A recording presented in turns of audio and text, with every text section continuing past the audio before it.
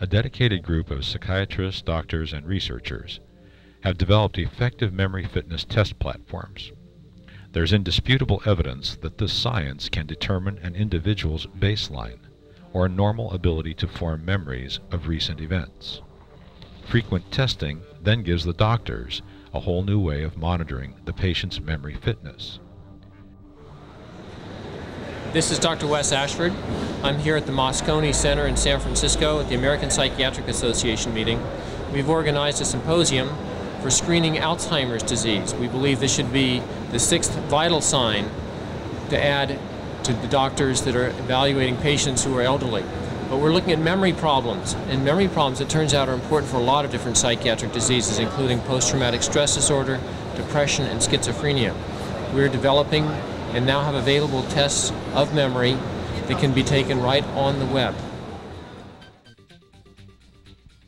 Alzheimer's is in itself a $125 billion American industry.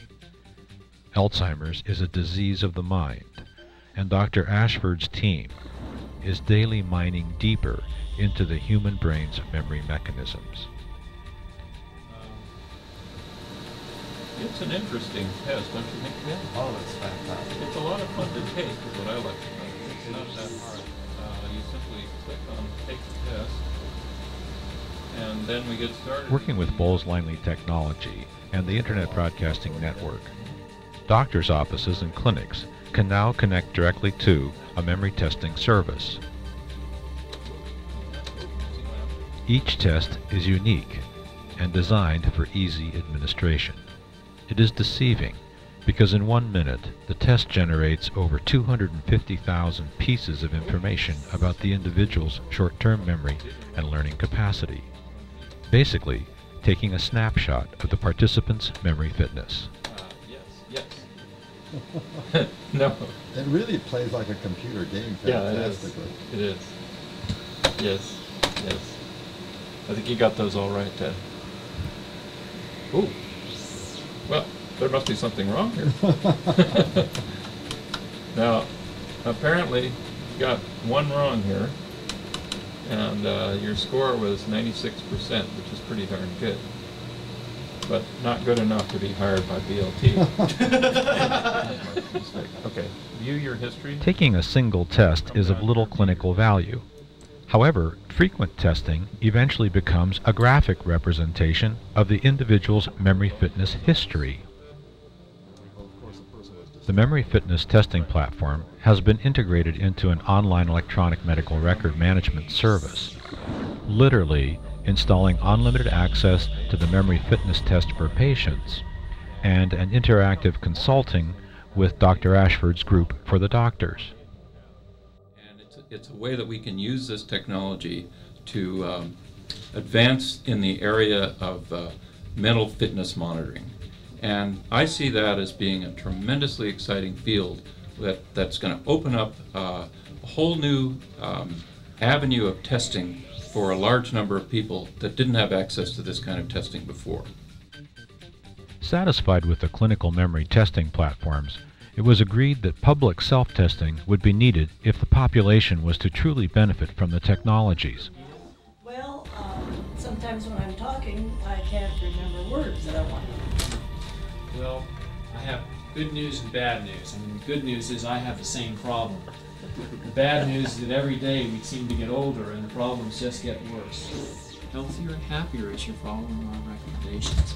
It's a little bit of a nuisance to take a test, but we find that the memory test that we're going to have you take, maybe every 3 months, is actually fun to take. And then every time you find that your memory is just as good or getting better than it ever was, you'll feel better about it.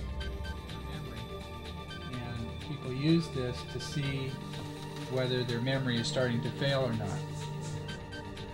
Tony and Edith became the first participants in the Alzheimer's Life Plan Memory Monitoring Public Service Project. It tells us a little bit about the test, welcomes us. In the test here, we can select the number of images that we're going to see in the test. And it goes anywhere from 16 images to 40 images. And we can also select the time between images. So in this case, we'll just use what they give us, 26 images and 3 seconds between images. And now I'm going to click on the take the test, and now we're all ready to go.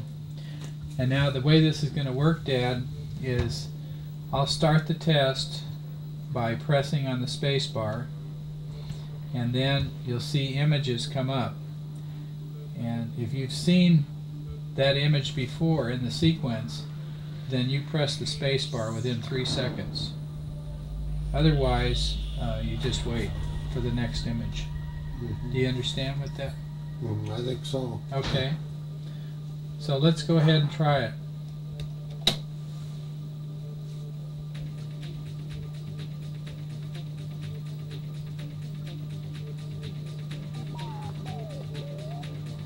Now this is you press the button. Yeah, okay. That's good.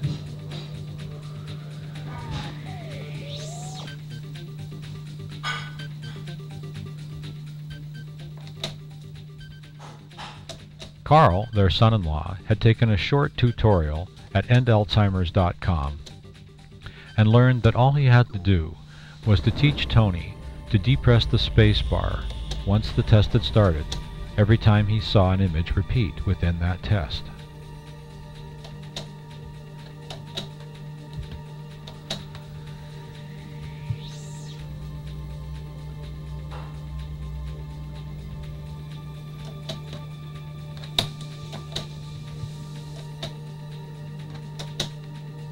Very good, I think. 96%. Now, if you have seen those things before, that's you press them. Is that it? Yeah. There's only one that was incorrect. See That what it was says number is 10. you should have said that you've seen it, and your answer was that you hadn't seen it. Yeah, number 10. We don't know what that was.